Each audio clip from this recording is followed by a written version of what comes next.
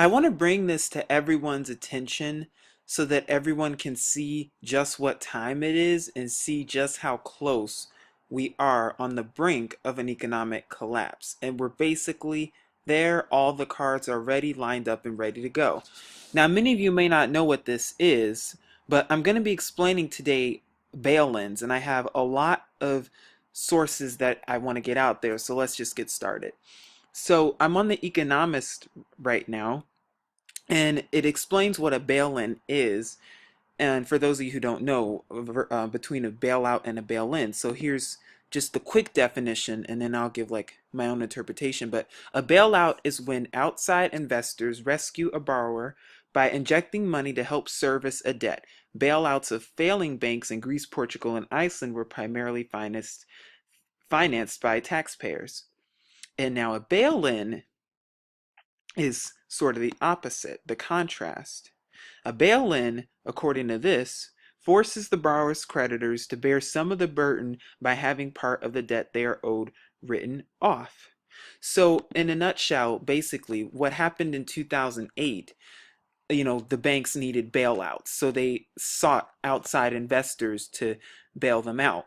Well, essentially, what a bail-in is, is that when the economy starts to go down and starts to collapse, what's going to happen is that these banks are going to come to people like you and me, and they're going to say that because the economy has collapsed and because the country has no more money, they're going to take your money that's stored in the bank and they're going to use it for these bail-ins. So basically, it's going to give the banks a legal reason to steal your money, even though it's not legal at all.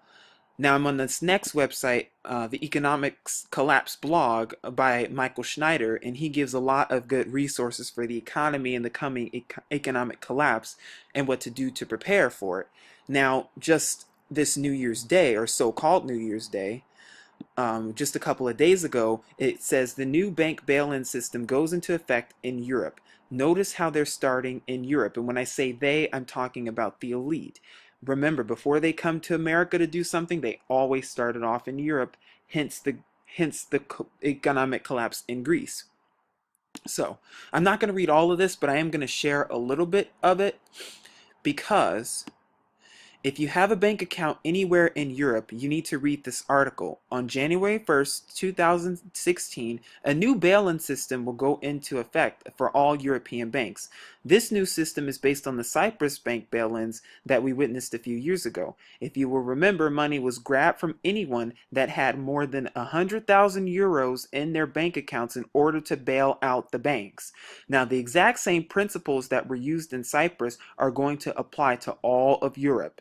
And with the entire global financial system teetering on the brink of chaos, that is not good news for those that have large amounts of money stashed in shaky European banks. And I'm going to recommend to you right now, if you're under the sound of my voice and you're in Europe right now, whether you're under the British pound or under the euro or under whatever currency you are in Europe, I recommend you start getting your money out of these banks now, especially if you have life savings, if you have, travel money, if you have retirement money, get it out now, because what's going to happen with these bail-ins is one day you're going to wake up and your money's going to be gone, the bank's going to be closed, and the bank's going to tell you that because of the economic collapse, they had to do what's called the bail-in, which means they had to come into your account, come into your money, and steal your money from you in order to bail out the banks. That's exactly what they're about to do, and they're starting with Europe. Notice how the collapse in Greece. Notice how this was just a test run. This was just a test to see how people would react, how Grecians would react before they test it around the whole world. So now they're about to bring it to Europe, and then finally they're going to bring it to America. And if you want to, I'll leave a link for this article as well. But what I found interesting that came from CNN, it says the Federal Reserve is cutting its lifeline to big banks in financial trouble. The Fed officially adopted a new rule Monday that limits its ability to lend emergency money to banks. In theory, the new rule should squash the notion that Wall Street banks are too big to fail. So what that means is that the Federal Reserve is no longer giving money to the banks. They're no longer going to help them bail. So Who are they gonna get the money from? From people like you and me, from taxpayers like you and me. They're gonna be stealing our money, and then the banks are gonna be closed. If you think that's bad, just see how bad that we and how close we are to an economic collapse. Again, this is from the Economic Collapse blog by Michael Schneider. He lists 58 facts about the US economy from 2015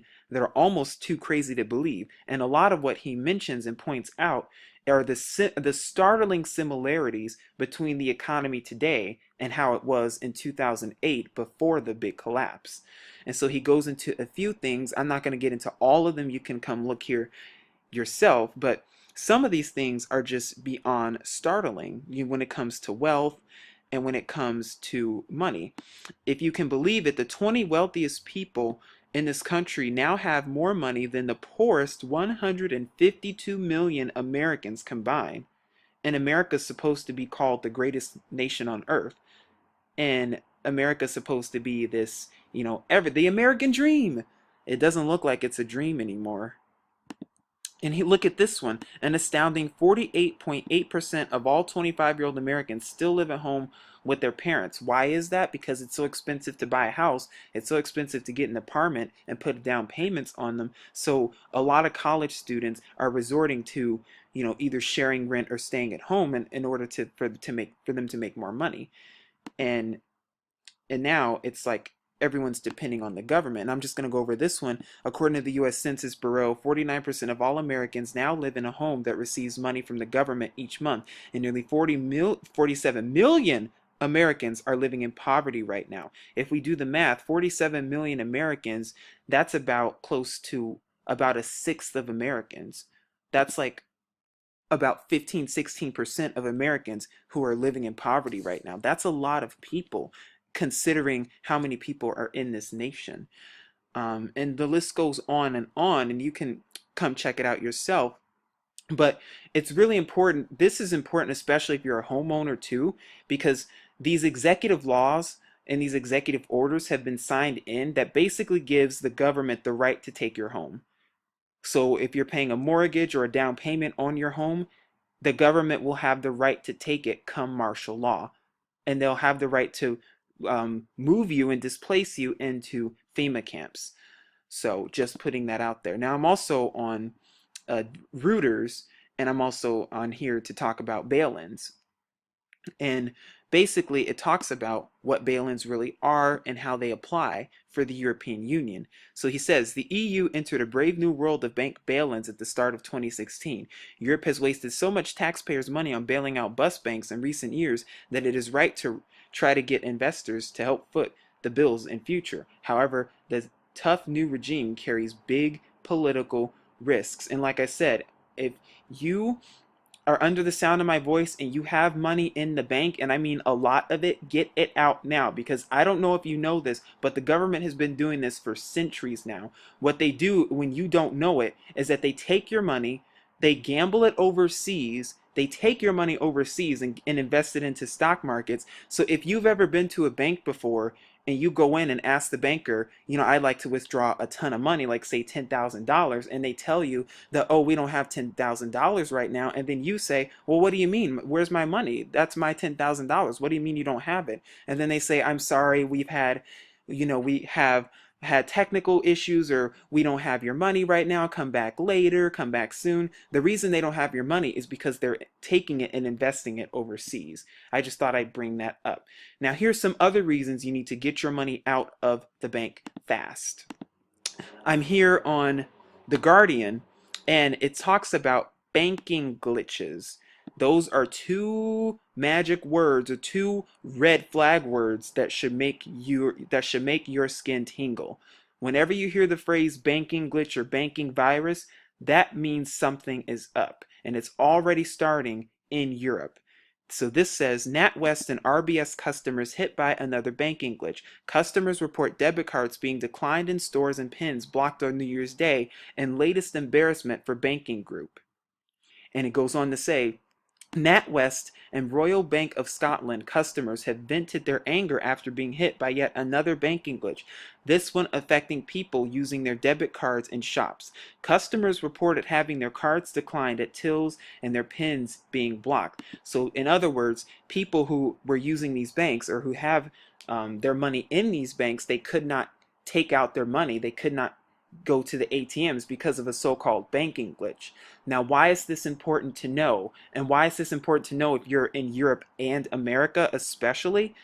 Because they're already testing it out. Remember, before they can stage an economic collapse, before they can do anything, they have to first test it. And so what they're doing is they're using these little banks to test it out. And I believe PNC even tested as well, because they want to see what your reaction is going to be. Now, why is this important? Because in order to implement the new world currency and the new world order, you have to cut cash altogether soon enough, and you have to soon cut the cards. In order to do that, one day when you wake up, you're not going to be able to use the ATM.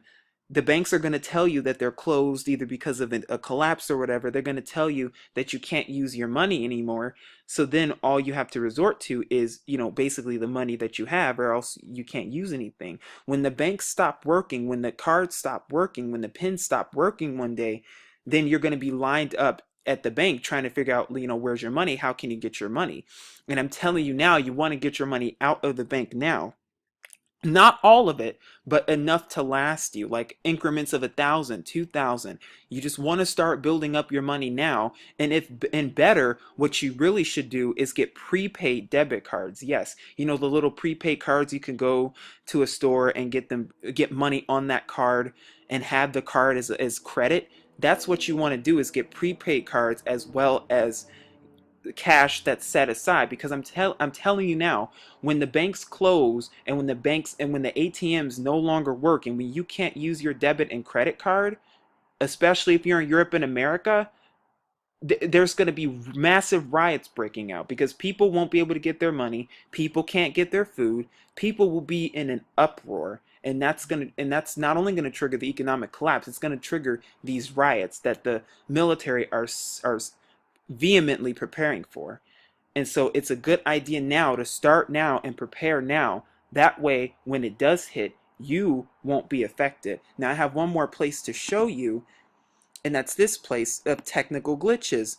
Disrupt major banks on Friday. Anytime you see that word, glitches, viruses, technical difficulties, just know that martial law is right around the corner, especially when it starts hitting big banks like this. This was posted on December 7th, 2015, and I'm at lowcards.com.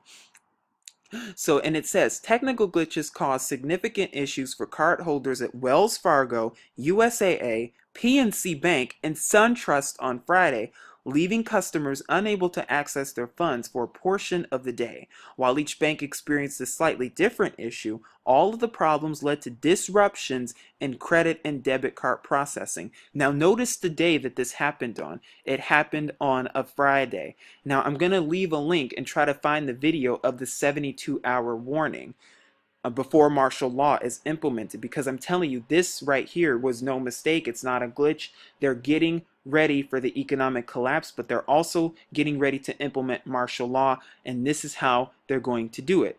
Because when the banks stop working and when you start seeing these glitches, when nobody can use their credit cards or debit cards, what that means is that people are going to go nuts and haywire because they won't have any money that they can use. And I'm telling you this right now, that what you want to do is start putting your money aside, get your money out of these banks before the banks steal it from you in a so-called bail-in. Put it in a safe, get it someplace safe, put your money on prepaid debit cards or prepaid cards that you can buy that have credit on them. That way, when the banks do close, you're not reliant on just your credit card. You're not reliant on just your debit card. You have extra means available in order to use. But if you're just relying on these two things, well, then you're in for a rude awakening. And this is especially applies to those of you in Europe, because I already know they're going to start in Europe and then they're going to bring it to America. That's how they do it. We saw that with Greece. Now, why is this important? Because just like you saw in Paris, the famous false flag, what did that do? Now there's martial law in both France and Belgium, and it's only going to spread from there. But in order to do that, they had to coincide it with the banks closing, with these so-called bail-ins, which legally gives the government the right to steal your hard-earned money, excuse me. And you don't want that. So if you're under the sound of my voice, this is a warning to get your money out of the banks now. Pounds, euros, yen, cash, dollars, I don't care. Get it out now, especially if you have life savings funds. Gradually get it out, because if you don't, the banks will take it. You will wake up one day and all your $100,000 or however much you have will be useless. This is Truth Unveiled. Shalom.